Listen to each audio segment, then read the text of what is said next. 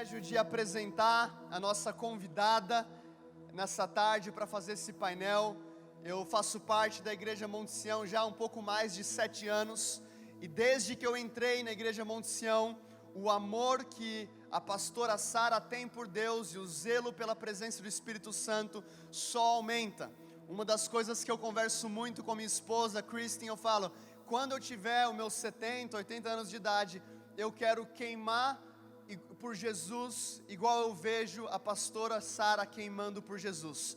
Então nesse momento nós teremos um grande aprendizado com a nossa querida pastora Sara. Eu queria que nós recebêssemos ela com uma salva de palmas a Jesus.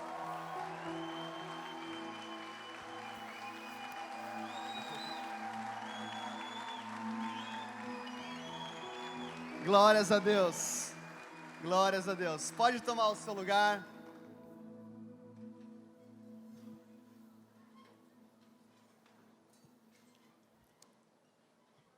Quem está feliz aqui?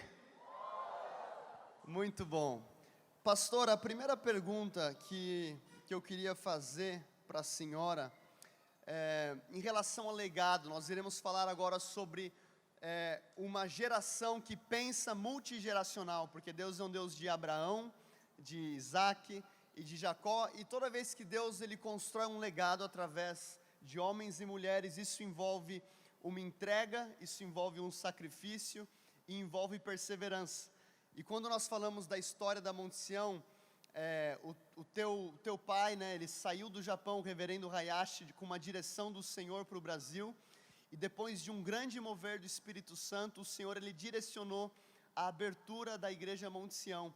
Então eu queria que a senhora falasse um pouco para nós a importância desse sacrifício, entrega e sensibilidade ao Espírito Santo para construir um legado multigeracional.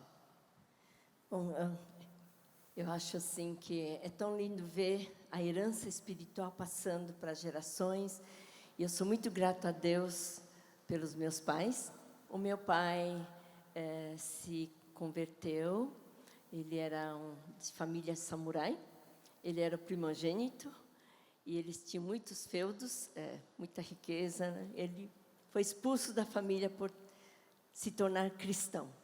Aí então ele abriu mão, renunciou tudo pelo Senhor Jesus Cristo, e ele então largou tudo, foi expulso, mas ele se encontrou com minha mãe. Por parte da minha mãe, eu sou a 4ª geração de cristãos. Então, a minha mãe, a avó dela, né, se converteu através do missionário da Inglaterra, chamado Fowler Buxton. E interessante que o meu pai se converteu através dos discípulos do Buxton, numa pregação na rua. E lá ele se converteu. Até uma história que ele foi direcionado para aquele lugar de uma maneira sobrenatural, né? Sim. A mãe dele, quer dizer, seria minha avó paterna, ela foi a primeira mulher no Japão que foi para a universidade. Ela teve que cortar o cabelo, se vestir como homem para fazer a universidade. Foi a primeira mulher. E então meu pai também tinha muita admiração por ela, porque ela tinha um respeito muito grande pelas pessoas, apesar da casta de samurais, uma casta bem alta. E tinha mais de 20 servos na casa, e ela tratava-os muito bem. Então isso gravou na memória do meu pai, né? Ele admirava muito ela. Então quando ela faleceu, na época não havia cura para pneumonia. Então ela faleceu com pneumonia. Então ele estava sentindo muitas saudades dela, e ele, na verdade, era shintoísta, não era cristão ainda nessa época. Ele estava triste, aí de repente apareceu um anjo. Esse anjo tinha o rosto da mãe dele. Ele gritou: "Ka-san", que em japonês é mãe. Como que é em japonês? "Ka-san". Repete comigo: Ka-san. Sim. Aí então ele foi atrás dela, e ela sorrindo, o anjo foi indo, e foi correndo pela rua. Quando o anjo desapareceu, ele se viu em frente é uma banda tocando e evangelizando, eram discípulos do Fowell Buxton, um dos primeiros missionários para o Japão. E esse missionário tinha vindo da Inglaterra.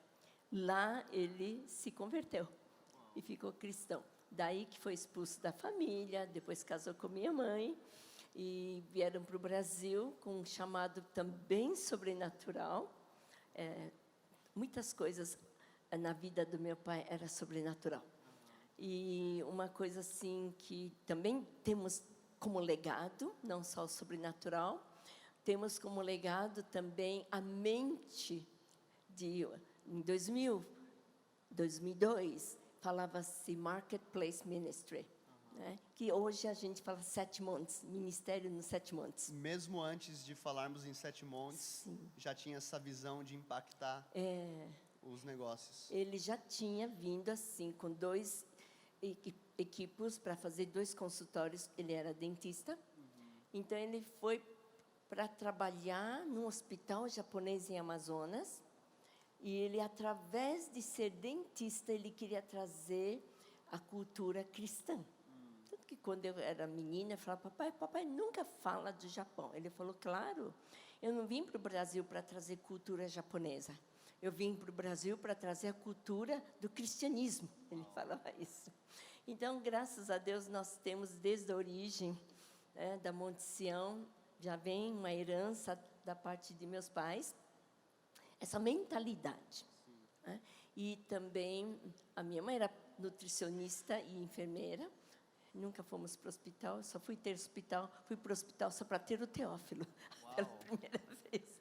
Tudo ela resolvia com boa alimentação, coisas assim. Então, eles tinham essa mentalidade, não tem que necessariamente fazer uma igreja para servir ao Senhor. Enfim, quando ele pegou malária e ia embora para o Japão, que ele estava muito mal, vieram para São Paulo, de Amazonas para São Paulo, e nessa vinda de São Paulo, umas pessoas pediram ajuda, e eram de uma igreja tradicional. Então, ele acabou se envolvendo mais, mas continuou sendo dentista. Mas depois da Segunda Guerra Mundial, quando eu nasci, no fim da Segunda Guerra Mundial, eles confiscaram o diploma dele e proibiram ele ser dentista. E praticamente foi assim que ele começou também a abrir um laboratório de próteses, ainda existe lá na Praça da Sé. Ele instruiu algumas pessoas, ainda está lá o laboratório, e assim que ele viveu. E ele falou: eu sou como Paulo. Paulo fazia tendas e ministrava. Ele falou: eu vou continuar trabalhando e ministrar. Então, essa mentalidade é uma herança. Sim. Porque nós somos 8 filhos, ele não falou todos têm que estar no ministério. Ele falou: cada um vai para a sua área, estuda até morrer, se especializa até morrer, e leia bastante livros, aprenda uma língua a mais. Ele falava passou para nós essa mentalidade.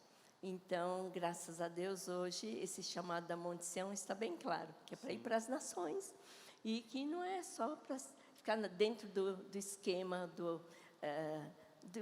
da forma igreja para servirmos a Deus em 24/7, mas cada um na sua área. Então, meu pai falava: cada um vai servir a Deus, brilhar na sua área.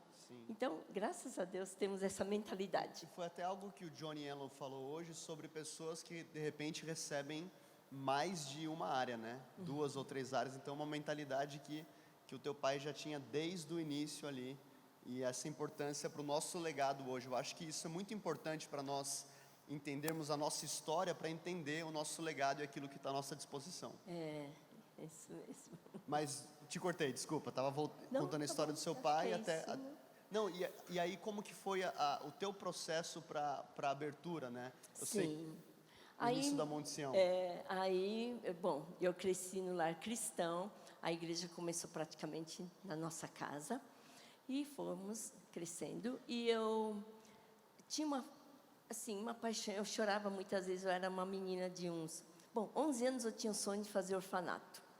Então, eu queria tirar as crianças da rua, eu sonhava com orfanato. Não tive orfanato.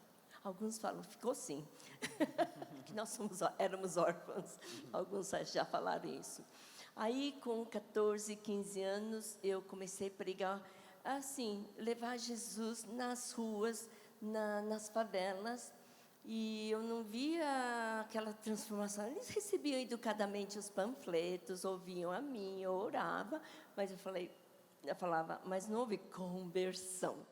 Aquilo me incomodava muito, então, aos 16, 17 anos de idade, eu sofria, eu chorava, Deus, eu não quero aparecer na tua presença com mãos vazias, eu chorava muito. Eu falei, Deus, eu quero ganhar almas, eu quero ver curas, eu quero ver o que os meus pais faziam.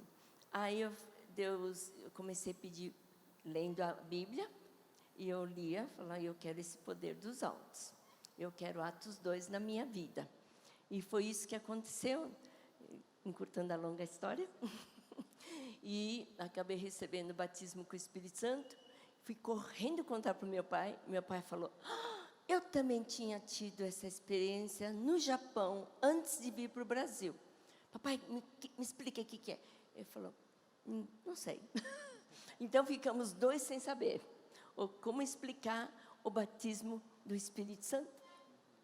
Mas meu pai sentia muita alegria. Papai não fala em línguas. Ele falou, me proibiram. Eu fui repreendido severamente em público por um bispo que tinha vindo de Michigan. Anualmente eles vêm lá do headquarters, em Michigan. E ele foi repreendido, mandou sair do púlpito. Ele falou, depois disso, nunca mais orei em línguas. Era tanto poder que saiu da minha boca. Aí, eu também tive muitas dificuldades para saber o que eu tinha tido nesse batismo. Uma experiência que eu não sabia explicar. Alunos da escola dominical falaram, eu quero que você tenha. Eu não sabia, eu era presidente da mocidade da igreja. Eles falaram, eu quero que você tenha. Eu falei, eu não sei explicar. E aí, enfim, eu fui me movendo, e ficamos 3 anos ali dentro da nossa igreja tradicional. E não era mais reunião de jovens, porque vinham, e nem japoneses. Era uma igreja estritamente japonesa, na época. Mas começaram a vir os brasileiros, os mulatos, os negros, avós, pais, crianças. Ficou uma bagunça. Eu falei, é tua culpa, Espírito Santo. eu não tenho o que fazer mais. Mas eles vinham. Aí os outros pastores falaram para meu pai mandar eu embora, mas que não levasse nenhuma vida. Falei, tá bom, eu vou orar. Se eu ficar aqui na igreja, eu vou ter que enterrar essa experiência, que também não sei explicar, mas é uma experiência maravilhosa. Havia não podia curas, negar, né? havia curas, havia profecias, muitas coisas sobrenaturais, milagres. Eu falei, se eu ficar, se Deus falar, você vai ficar aqui nessa igreja, eu teria que enterrar tudo como meu pai tinha feito. Mas eu falei, se é para eu sair, eu não sei onde eu vou. Mas Deus me fala.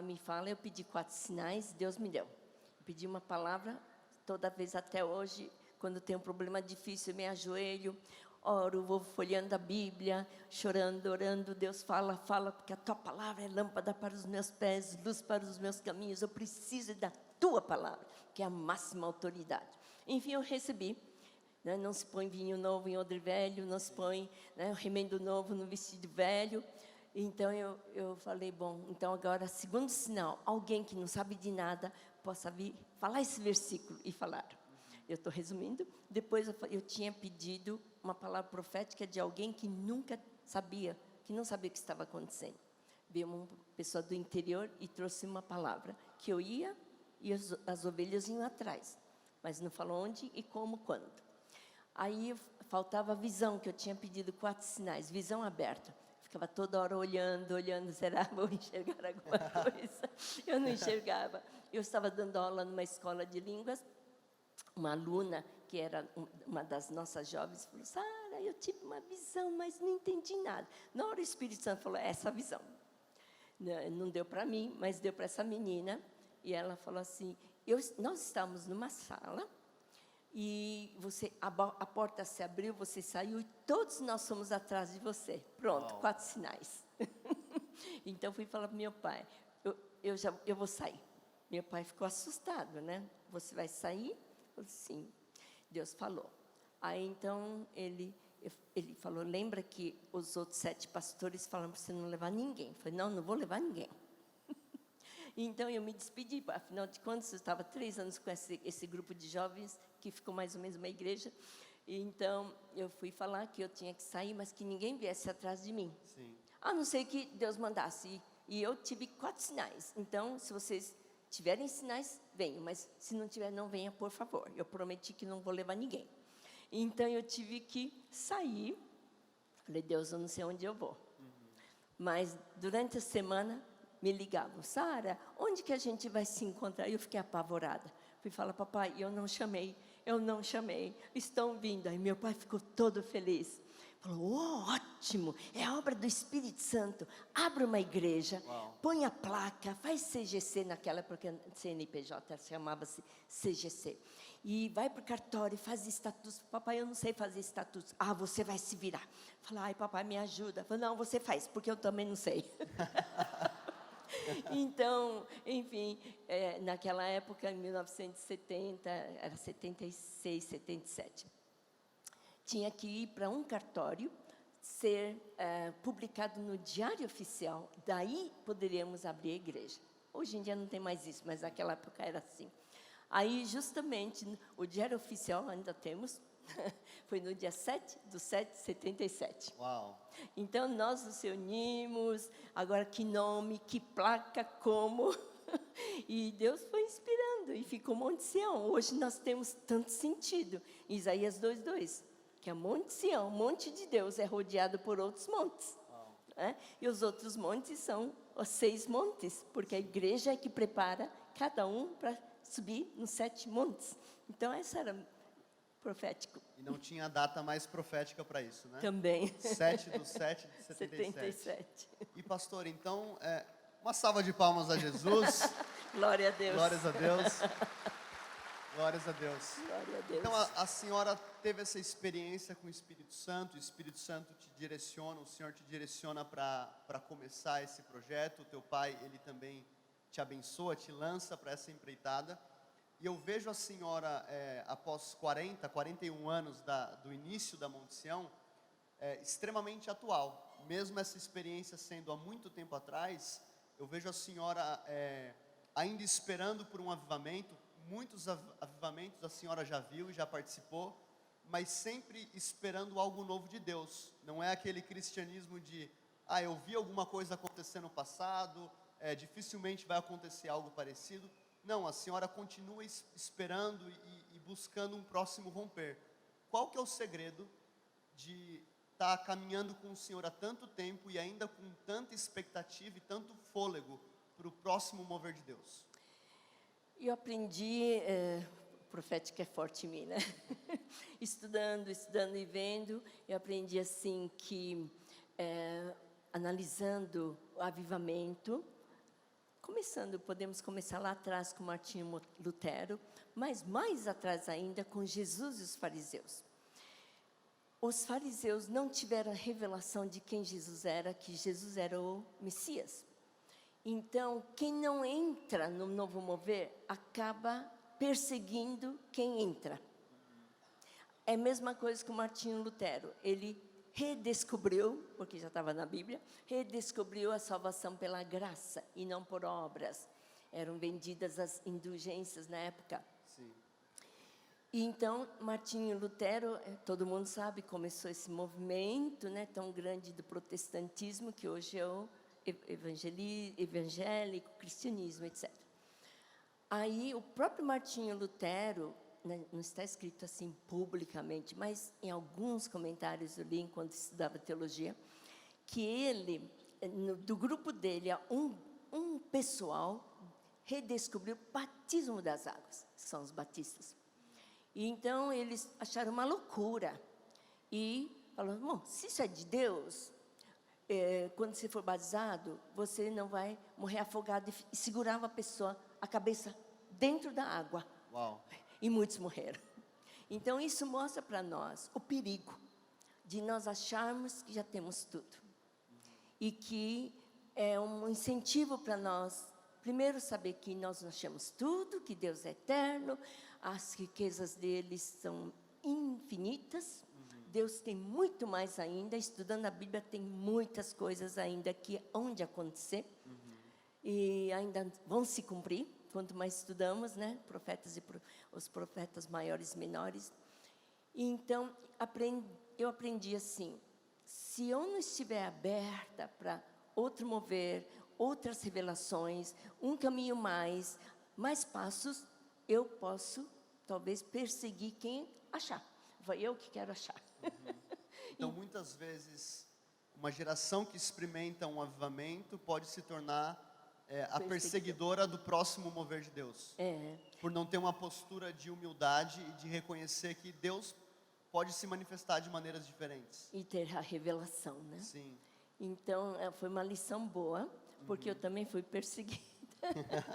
E eles não são maus, continuam sendo igreja de Deus, crescendo, mas não entenderam. Então, perdem bênçãos. Não é? Então, com todos esses fatos que eu mencionei, desde o fariseu com Jesus, Martinho Lutero com os batistas, anabatistas, desculpe, a gente entende e conclui que se eu não estiver aberta para mais de Deus, alguém vai estar. Sim. E vai fazer coisa que eu não vou entender. E eu posso correr o risco de perseguir, de criticar, e não entrar nessa nova onda do avivamento. Então, é uma lição muito boa para mim. E eu estou aberta sempre para mais de Deus. Mesmo nessa época pós-moderna, que nós vemos muitas coisas diferentes. Mas eu estou aberta. Eu falo, Deus, eu quero mais. Eu quero me atualizar, quero estudar. Eu não quero ser, sabe, old fashion, antiquada.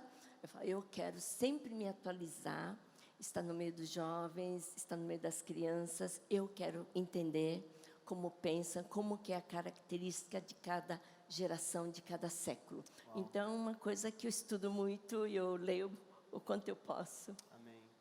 Amém. E nós fazemos parte hoje de uma igreja que ela não é jovem, mas ela não é mais velha, não é só crianças, existe gerações caminhando em unidade. Nós temos a estação 5.2, o Rise, o Vox, nós temos os diamantes, tem algum diamante aqui? Nós temos muitas gerações caminhando junto, famílias. Qual que é a importância de ter uma igreja onde gerações caminham em unidade? E quais os desafios para que isso aconteça? Porque eu imagino que hoje a liderança sênior da igreja é o pastor Teófilo, mas ainda existem um conselho de pessoas mais velhas e pessoas mais novas chegando.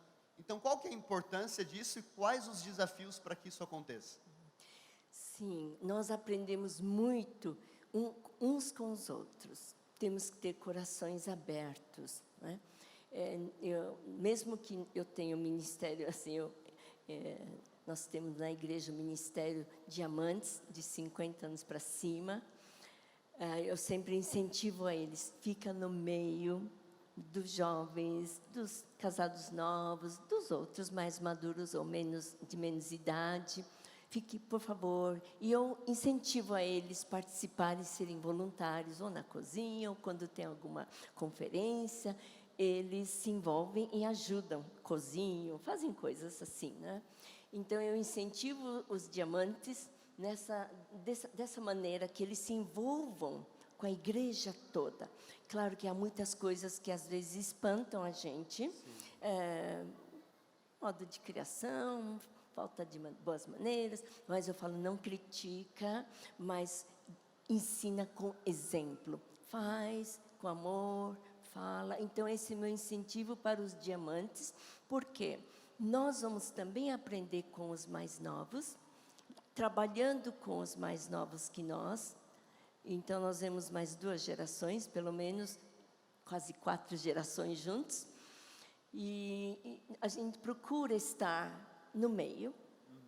E eu creio que o segredo tem que partir de nós que somos mais velhos, no sentido de mais experiência. Nós é que temos que nos abrir, e ensiná-los a também fazer isso com os mais de idade, com os pais, com os avós. Então, nós temos essa mentalidade, eu passo para os diamantes isso, que nós temos que estar muito ativos em todas as áreas. Se tiver lugar para cooperar, vamos cooperar. Então, esse é o segredo. Agora, nós esperamos, eu espero que os jovens possam também ter consideração com os mais velhos, com os pais, com os avós, professores, líderes.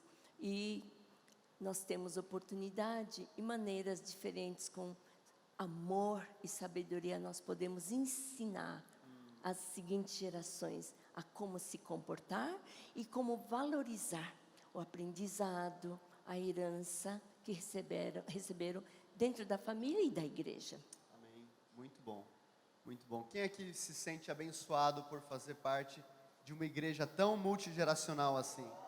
Tá, então, gostaria de convidar os jovens a dar uma salva de palmas às pessoas que vieram antes da gente e prepararam esse caminho. Glória a Deus. Eu me sinto muito privilegiado de fazer parte de uma igreja com tantas gerações caminhando em unidade. Glória. Agora, pastora, perguntando para uma mãe, né? Nós sabemos e vemos o fruto do teu trabalho na Monte Sião. A nossa igreja tem crescido, não só em números, mas em qualidade, tem começado a ver uma transformação social e vendo famílias sendo restauradas e abençoadas. Mas agora perguntando pro lado da pastora Sara como mãe, e eu sou um pai de primeira viagem, então uma pergunta que também para mim funciona bem. Quais são talvez os três maiores conselhos para os pais da Igreja Monte Sião, porque nós vemos que o teu trabalho como mãe deu muito fruto através da vida do pastor Teófilo Hayashi, da Zoe Hayashi. Quais são os três conselhos que a senhora daria para os pais da nossa igreja? Bom, vou tentar resumir, né? Primeiro. Se tiver mais que três, também não tem problema. Primeiro, descobrir em Deus, de Deus, qual o chamado para cada filho. Alguns filhos mostram desde cedo já o pendor, né? O que vai ser quando crescer. A senhora imaginava que o pastor Teófilo seria pastor? Bom, ele falava, os dois falavam, mamãe, quando eu crescer eu vou ser pastora que nem você. Os dois falavam, eu falei, tá bom. Então, mas eu orava que Deus os conduzisse conforme o coração de Deus. Então, esse é um conselho, uma sugestão que eu posso dar, é que cada pai, cada mãe, ore muito para Deus. Como descobrir o chamado desta criança? Porque alguns pais, é muito comum acontecer, que alguns pais falam, você vai ser engenheiro, você vai ser médico, e começa a incutir a criança nesse caminho, mas nós que temos Deus, que vantagem temos? Um Pai maravilhoso como nós temos, Ele vai nos revelar para quê, qual propósito cada filho nasceu. Né? Então, eu aprendi isso, eu vou falar um pouquinho, não é falar mal, mas meu pai queria muito que um irmão ficasse no ministério. Eles falaram, este filho vai ficar no ministério. E foi uma luta muito grande. Hoje ele é um médico, um maravilhoso médico, mas eu vi que não era bem assim. Então, quando eu tive os filhos, eu falei, Deus, o Senhor vai determinar que eles vão ser quando crescerem. Então, sempre orava, de manhã à noite, impondo as mãos, Senhor, a tua vontade seja feita, guarda do perigo, afasta os maus elementos, porque as conexões podem errar o destino de um filho. Então, para os pais orarem, para que seus filhos tenham boas conexões, não façam amizade com pessoas erradas, porque a Bíblia diz que as más companhias corrompem o bom costume. Então, uma das orações que acho que as mães e os pais podem fazer rodeia meus filhos, o meu filho, filha, com pessoas certas, para que não desviem do teu chamado. E vai achar, Deus vai revelar. Aí é importante saber qual escola, porque cada chamado e escola faz muita influência.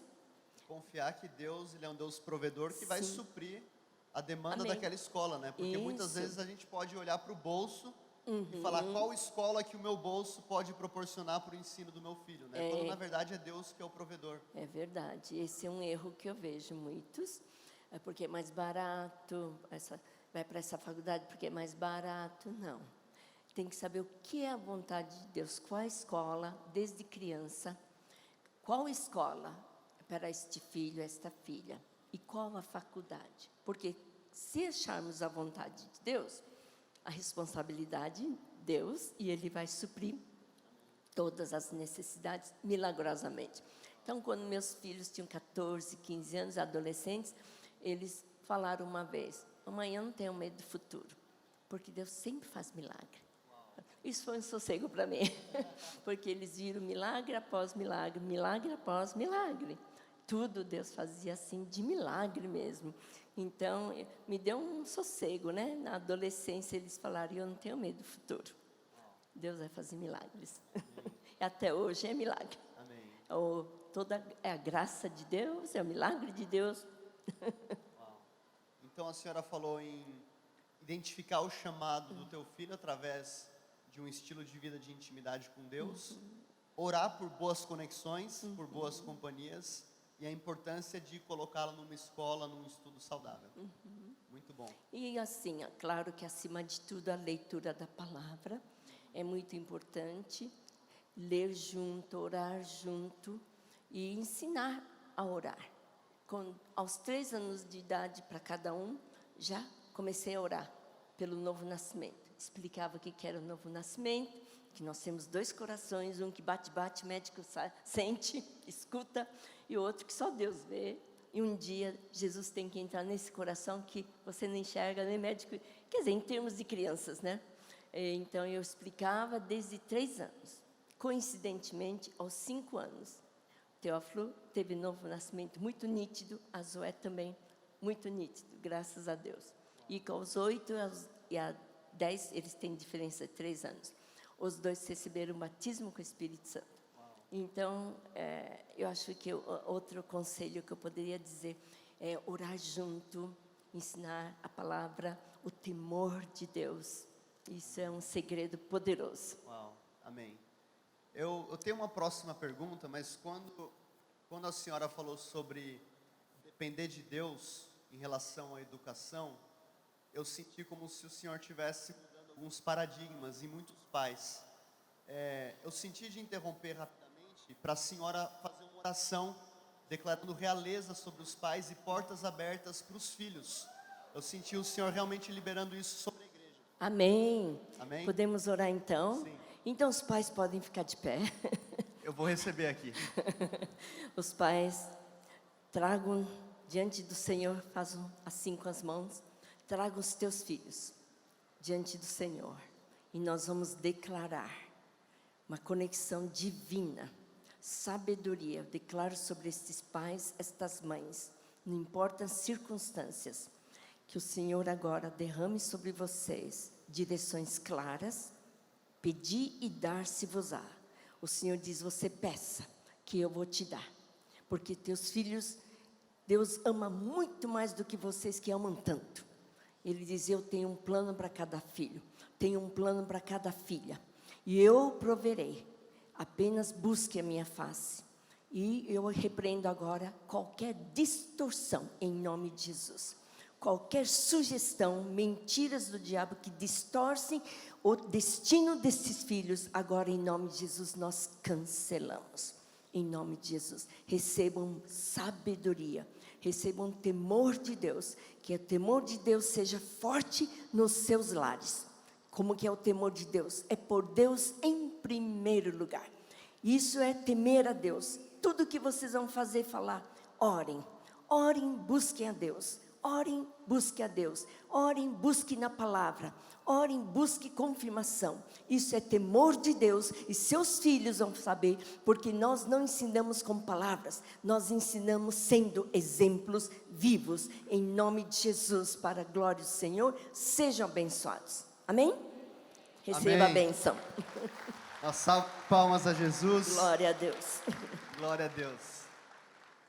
Voltando um pouco, pastora, para a linha de avivamento e de reforma que a nossa igreja busca, eu queria que a senhora falasse um pouco para a gente, até para conhecer um pouco as nossas raízes e aquilo que nós temos como DNA, quais foram, talvez, os 3, 4 ou 5 principais ministros do Evangelho ou movimentos que impactaram a tua vida pessoalmente e a nossa igreja como DNA. Então, talvez moveres que aconteceram nesses últimos 40 anos, que impactaram a tua vida e a nossa igreja como resultado daquilo que aconteceu no passado, para que a gente possa conhecer a nossa história. Bom, como pais, né, que me deram essa start, essa bagagem, né, do temor de Deus, porque depois da Segunda Guerra Mundial, meu pai não perdeu muita coisa. Até lá ele tinha muitas casas, terrenos, cada membro que não tinha casa ele dava. E eu, adolescente, fiquei muito brava, né? Porque deu tudo.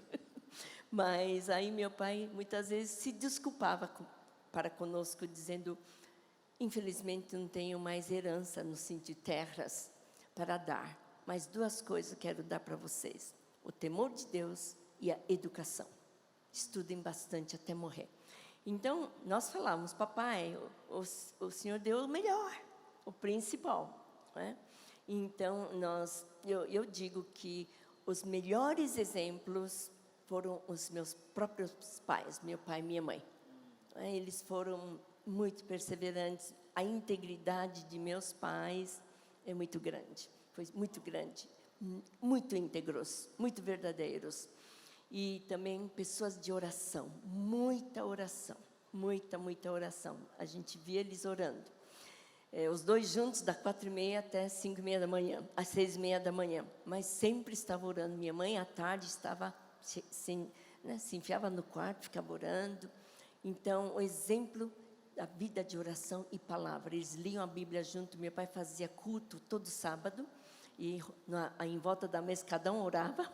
Cantava os hinos, e ele trazia uma palavra, e corrigia a oração, e assim nós tínhamos semanalmente, até que os irmãos começaram a ficar grandes, entrar na faculdade, e já o tempo não dava mais. Era um culto só com a família? Só com a família. Gostoso. Então eu devo muito ao papai e mamãe, essa herança do temor de Deus, o valor à palavra, de buscar a face de Deus, né? Eu devo muito a meus pais. Minha mãe faleceu cedo. Ela faleceu com 73, mais nova que eu. E depois meu pai faleceu mais tarde, mas sempre eles faleceram, assim, sempre falavam, Monte Sião é o único galardão do nosso ministério todo no Brasil. Então, eles tinham, assim, uma alegria de ver a Monte Sião, porque eles falavam, é obra do Espírito Santo. Isso é do Espírito Santo. Então, eles deram tanto apoio e falavam, Sara, nunca saia da Monte Sião. Você fica lá, Monte Sião, Monte Sião. Então, isso foi uma grande, assim, influência, um apoio muito grande. Mesmo que eu fosse uma pastora mulher naquela época, eu não via outros no Brasil. Muitas vezes passava algumas coisas, dificuldades de outras pessoas. No entanto, nunca me afetou, porque meu pai, que já era um homem, assim, tradicional, japonês, e ele me dava tanto reforço. Minha mãe, antes de morrer também, falou, não vai largar Monte Sião, fica aí, fica aí. Então, aquilo nunca te abalava? Não me abalava, realmente. Porque também era convicção, né? Era tanta convicção, e meus pais, que eu admirei sempre, até hoje admiro, então, vindo deles, era muito bom. E depois, então, depois deles é o Jack Chisler, um velhinho, que faleceu 2 anos atrás.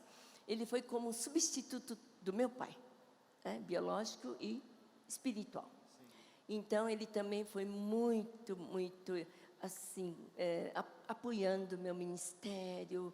Ele vinha anualmente, ficava comigo em casa, você entende? Assim, ele fazia questão de nos dar apoio. Muitos conhecem Jack Chisler e a esposa dele, a Sister Anne. E eu posso dizer também que me deu, porque eu fui avivada, assim, batizada no Espírito Santo, entrei no avivamento da palavra. Então, a Bíblia era tudo tinha que estar na Bíblia. Até as músicas eram cantadas ipsis literis, conforme os versículos. Era a época, nos anos 70, até 80 e pouco.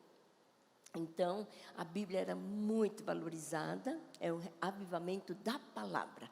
E havia muitas revelações da palavra. Nesse quesito, houve um encontro com uma senhora chamada Sister Miller. Ela me passou uma unção assim de revelação da palavra, amor à palavra. E Deus a usava milagrosamente, com milagres criativos. Ela era missionária na África. E então ela visitava a África, no lugar onde havia leprosos, sem orelha, sem nariz, sem dedo, por causa da lepra. E ela falava in the name of Jesus, e aparecia nariz, orelha, dedo. Foi ela com quem eu andei um tempo também. Ela também já faleceu. E então são essas pessoas mais importantes que eu considero, que beneficiaram muito e me deram muito incentivo para permanecer, perseverar e continuar a obra. Amém. Amém. Nós vemos muito forte na nossa igreja, como parte do nosso DNA, o apreço pelas Escrituras. É até algo que eu mencionei para que nós orássemos no começo desse painel. E também a paixão pela presença de Deus e pelo mover sobrenatural, curas, sinais, maravilhas. E hoje nós vemos em muitas igrejas, e eu não quero que isso soe como uma crítica, mas é só para a gente entender um pouco aquilo que acontece na igreja brasileira. Nós vemos até uma certa polarização, que é ou eu acredito no mover do Espírito Santo, ou eu acredito nas Escrituras. E nós vemos como parte da Igreja Monte Sião e da tua vida pessoal, uma linha que é diferente, que é o meio. Eu acredito que existe o poder da palavra junto com o poder do Espírito Santo. E como que a gente constrói uma cultura onde nós apreciamos tanto um quanto o outro? Isso aprendi de meus pais também, né? Porque tudo tinha que estar na Bíblia. E quando a gente, sabe, irmãos brigam, alguma coisa assim, e era meu pai, a gente tremia, porque minha mãe e meu pai falavam assim, está escrito, está na Bíblia. Em japonês, né? Como que é em japonês? Entenderam? Dá até mais temor. Então a gente ficava assim tremendo. Deus falou, está na Bíblia, né? Então eles incutiram em nós a seriedade de fazer o que está na Bíblia e aquilo que Deus fala. Então eles ficavam apavorados quando falavam, mas Deus falou. Então a gente tremia, falou, uau. Então eles ficavam tão indignados quando alguém falava uma coisa, a gente dava ouvidos, ele falou, não está na Bíblia, né? Então eu peguei isso de meu pai e da minha mãe, e também essa senhora Sister Miller, ela também era muito bíblica, né? E ela, essa boa parte aprendi dela também, como uma continuidade, né? E a palavra de Deus sendo lâmpada para os meus pés, luz para os meus caminhos. Então, os primeiros livros que eu escrevi, o título é Luz para o meu caminho, para os meus caminhos. Amém. Eu tenho uma pergunta que eu acho que todo mundo gostaria de saber. Eu imagino que não tem uma receita ideal para isso, mas eu lidero jovens, eu vejo muitos jovens, às vezes em retiro, que saem incendiados. Agora eu vou mudar o mundo, agora eu estou apaixonado por Jesus. E aquele fogo dura um mês e meio, 2 meses, e daqui a pouco a pessoa está vivendo o mesmo estilo de vida que ele vivia antes daquele evento. Como transicionar de um evento para um estilo de vida? Inclusive conversei um pouco com a senhora antes do painel, dizendo que o que eu sentia era aquele versículo onde Paulo fala que ele combateu o bom combate, ele acabou a carreira e guardou a fé. Como guardar a fé todos os dias da vida e viver uma crescente espiritual? Como continuar queimando por Jesus? Não descuidar do tempo de oração. Primeira coisa, oração. Desde crianças, a gente acordava, começava a bater papo, né? Os irmãos pequenos lá. Minha mãe ouvia falando, não, fala com Deus em primeiro lugar. Então, tá bom. Então, nós aprendemos que a gente não podia ficar contando os sonhos que teve, etc. A gente contava os sonhos. Primeiro, tinha que orar. Então, nós aprendemos que, em primeiro lugar, tudo em primeiro lugar, Deus. Ia para algum lugar, minha mãe orava. Ganhava um presente, a gente levava, mandava orar. Quando a gente tinha 10 anos, não, 8 anos, a gente passava a receber uma mesada. Então, ela sentava, para cada um que passou aos 8 anos de idade, né? Aos 8 anos, ela dava o dinheiro, o envelope do dízimo, de ofertas, e ela falava, 1/10 pertence a Deus, o restante você usa. Né? Então, ela estava sempre na palavra, fazendo a gente por Deus em primeiro lugar, ter vida de oração, né?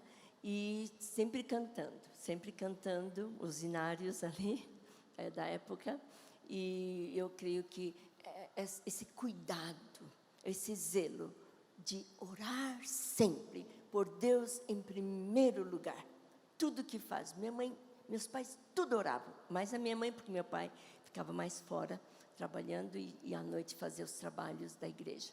Então, minha mãe, tudo era oração, oração, oração. Então, eu creio que esse estilo de vida nos guarda. Né? Eu tenho 2 irmãos assim que não entraram no avivamento, mas eu tenho certeza que eles não deixam de ler a palavra e não deixam de orar. É porque foi um estilo de vida da nossa família. E meus pais foram exemplos. Eles faziam isso. Então, eu creio que é isso. É não deixar de buscar a Deus. E outra, ter a mentalidade. Deus é maior. Deus tem mais. Como nós todos, mais fome, Deus. Mais fome, mais sede de Deus. Mais de Deus. Então, é bom sempre pedir para Deus mais Deus. Então, fome por Deus, se você estiver anotando, anota isso. Oração, adoração, intimidade e sempre leitura da palavra e sempre mais fome por Deus.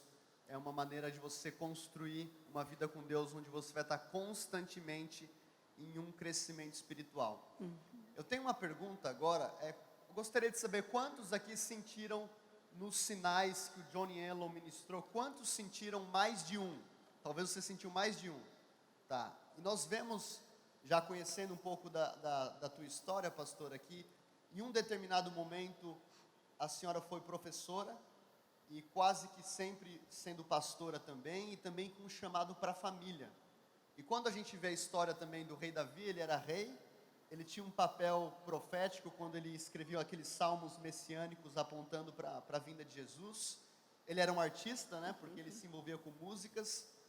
Como que funciona para pessoas que têm um chamado para mais de uma esfera, para identificar talvez a temporada, discernir os tempos e até entender que é possível com que isso aconteça? Porque muitas vezes, até para mim foi uma novidade, porque eu estava ali, eu tinha certeza que ia ser só igreja, e no momento da ministração eu senti o Senhor testificando algo comigo que eu nunca tinha passado pela minha mente. Então, como identificar a temporada e como assim, viver a plenitude de Deus para as nossas vidas, sabendo que talvez Deus vai exigir comportamentos diferentes em temporadas diferentes? Boa pergunta, né? Não é fácil distinguir, porque você vai querer isso, tem habilidade para esta coisa, para aquela outra, tem desejos e fases da vida. Então, uma coisa eu posso dizer, tudo vai estar acrescentando para o teu destino final. Por exemplo, eu fui professora de inglês, não por escolha. Eu ia ser de francês e latim. Mas na época do vestibular caiu latim e francês, eu ia ficar sem aulas. Então eu falei, pulei para inglês, anglo-germânicas. Mal sabia que hoje, a língua inglesa, hoje eu digo, desde os anos 70, é uma língua tão usada universalmente. E nós podemos mandar missionários, pregadores para várias nações. Inclusive no Japão eu preguei em inglês. Então, inglês abre portas para muitas oportunidades. Mas eu mal sabia porque que eu tinha, de repente, sido empurrada para o inglês. E por que acabei tendo que melhorar o meu inglês. E hoje a gente vê. E também a parte que eu sempre desejei era ensino. Eu gosto de pessoas. Eu queria orfanato, eu queria fazer escola. Enfim, eu me achei como pastora. Então, nós temos várias tendências, vários gostos, várias habilidades. O segredo é fazer tudo bem feito. Cada oportunidade que vem, faz bem feito, na sua área. Não pensa, não, esse daqui não é minha área, não vou fazer, eu quero aquela outra área. Não, faça tudo. Faça tudo, porque tudo isso contribui para o destino final. Bom, agora eu estou com 75 anos, mas eu comecei bem cedo a lecionar, não é?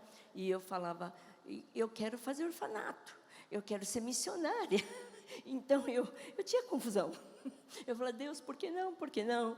Mas tudo isso, eu mal sabia que um dia eu ia ser pastor. Meu pai falou, você fica com a igreja, faça a igreja. Eu falei, uau, eu nunca pensei nisso. Tinha estudado teologia, mas não para fazer igreja, não para trabalhar no monte igreja.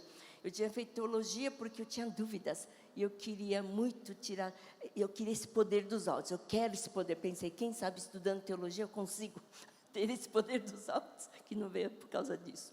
Mas na minha ignorância, eu queria o poder dos altos, Atos 2, Atos 1, 8 e 2. Então, por causa disso que eu estudei teologia. Não é? Mas, no fim, acabei ficando pastora. Falei, papai, como que é? Ele falou, você é Espírito Santo, Espírito Santo. Então, foi bom que eu tive que depender do Espírito Santo. E Deus é que faz tudo. Então, eu digo que talvez, como muitos levantaram as mãos, que tem sentem várias áreas para você, vários montes, 2, 3, 4 montes, não se preocupe, faça tudo que lhe vier à mão, como diz em Colossenses 3, 23, tudo quanto lhe vier à mão, faça-o de coração, como para o Senhor, e não como para os homens. Então, você é muito habilidoso, muito artístico, tudo isso, faz tudo que vem no momento que vem. Mal sabemos o dia de amanhã, mas tudo fazer para Deus, esse é o segredo. E um dia, talvez, você vai ver que as coisas vão se afunilando, e você vai, tudo aquilo me serviu para ser isso hoje. Aquela situação, aquela escola, aquele estudo, aquele contato, serviu para hoje eu ser o que eu sou. Quando vocês tiverem, talvez, minha idade, mais idade, vão falar, foi tudo muito bom. Deus não desperdiça nada, né? Nada. Muito bom. Nós estamos encaminhando para o encerramento do nosso painel. Vamos de novo. Nós estamos encaminhando agora para o encerramento. E eu tenho uma pergunta muito especial. Pastora, se a senhora pudesse dar um conselho, a senhora de hoje, dando um conselho para a senhora de 40 anos atrás. Então, quando a Monte Sião estava iniciando, o que você falaria para você mesmo? Bom, eu diria, meus erros, minhas falhas, minhas escorregadas, aconteceram por eu acreditar muito nas pessoas. Porque eu não minto, né? Assim, eu não sou mentirosa, não engano. Difícil eu fingir. Meus filhos falaram, não dá, você é ET, mamãe, você é do outro mundo. Não existe que nem você, eles falavam assim. Porque eu não conseguia mentir ou enganar. Minha consciência não dava. Então, foi muito difícil para mim entender que pessoas mentiam. Pessoas assim, no ministério, pessoas assim, com nível que eu admirava, né? E mentiam, e faziam coisas erradas. E foi difícil entender que eles faziam isso. Então, infelizmente, Eclesiastes 7:11 aplica-se a mim. Não sejais demasiadamente justo, porque tu te destruiria a ti mesmo. Então, eu fui demasiadamente muito correta, não que a gente tenha que ser sem vergonha, mas não. Ingênua. Ingênua. É até vergonhoso falar, né? Seria ingênua, incrédula. Mas é quando Jesus fala para sermos astutos também, né? E faltou essa parte da astúcia, né? Que está em Mateus, fala, 10:16, fala assim, sede simples como pombas e astutas como serpentes. para mim, faltou a astúcia. Faltou. Então, eu fui, sabe, indo. Claro que Deus sempre é bom, me ajudou, claro. Eu tive vitórias, tive coragem, tive que enfrentar certos lobos, entre aspas, certas situações difíceis, mas sempre foi pela palavra de Deus. Mas eu olho para trás e falo, eu não consigo acreditar que alguém podia mentir, fazer coisas que eu vi. Então, esse foi o meu maior erro. Eu diria, então, para a Sara de 40 anos, seja esperta. Chegou um ponto na minha vida que eu falei, Deus, já que o Senhor não me dá essa esperteza, que muitos têm e eu devia ter, então me cerca de pessoas espertas, me cerca de pessoas boas e espertas. Então, Deus tem sido maravilhoso, porque Ele tem me cercado de algumas pessoas muito sábias, boas, né? Íntegras, porque é o que eu gosto, muito bíblicas, muito de oração, muito da palavra. Então, eu tenho amigos de muitas décadas, que são filhos espirituais, ao mesmo tempo companheiros espirituais, e estão comigo. E isso foi resposta de oração. Falei, Deus, eu não consigo, sabe, ser astuta. Falei, eu estou errando por causa disso. E Deus começou a me trazer pessoas assim, né? Muito bom, glória a Deus. Quantos foram abençoados nesse momento? Amém. Você pode ficar de pé no seu lugar? Eu queria que a pastora Sara orasse nesse momento, liberando aquilo que ela tem carregado ao longo de tantos anos, principalmente no tocante ao zelo pelas Escrituras, pela presença de Deus e pela consciência de que nós estamos construindo um legado. Então, se você pudesse abrir as suas mãos e fechar os seus olhos para realmente receber essa graça e essa liberação da parte de Deus sobre as nossas vidas. Oh Deus, como Tu és maravilhoso, Tu és lindo, Tua palavra jamais muda. O Senhor mesmo falou, céus e terra passarão, mas as minhas palavras não hão de passar. Senhor, derrama uma porção de amor pela Tua palavra, revelação da Tua palavra. Espírito Santo, se move com liberdade nestas vidas que estão com as mãos abertas, recebendo do Senhor essa porção. Em nome de Jesus, seja liberada essa porção de revelação também. Também muita sabedoria aqui no mundo, porque estamos aqui neste mundo cada vez mais difícil. Mas o Jesus falou, no mundo tereis aflições, mas tende bom ânimo, eu venci o mundo. Senhor, dá uma força sobrenatural para cada pai, cada mãe, cada pessoa, cada criança, cada jovem, em nome de Jesus, de todos que estão aqui, uma porção de coragem, de amor a Ti, amor à Tua palavra, tempo de intimidade contigo, tempo de busca ao Senhor, e que se alegre e alegre o teu coração. Em nome de Jesus, recebam agora, diga, eu recebo. Eu preciso, tudo que o Senhor tem para mim, e para minha família, para o meu futuro, eu recebo, de bom grado, e eu dependo de Ti, e eu te amarei, acima de tudo, eu te colocarei em primeiro lugar, na minha vida, em todas as decisões, para a Tua glória, quero Te agradar. Tu és meu Pai maravilhoso, quero mesmo trazer alegria para o Senhor, até o fim da minha vida. Eu quero dizer, combati o bom combate, guardei a fé, acabei a carreira. Quero falar com isso, essas palavras, aliás, quero falar essas palavras, para louvor, glória, honra a Ti. Tu és digno, Senhor. Eis-me aqui, usa-me a mim, envia-me a mim. Amém, em nome de Jesus. Vamos aplaudir o Senhor. Glórias a Deus, glórias ao Senhor. Glória a Deus. Aplauda mais forte a Jesus. Glórias a Deus. Glória a Deus, glória a Deus. Glórias a Deus.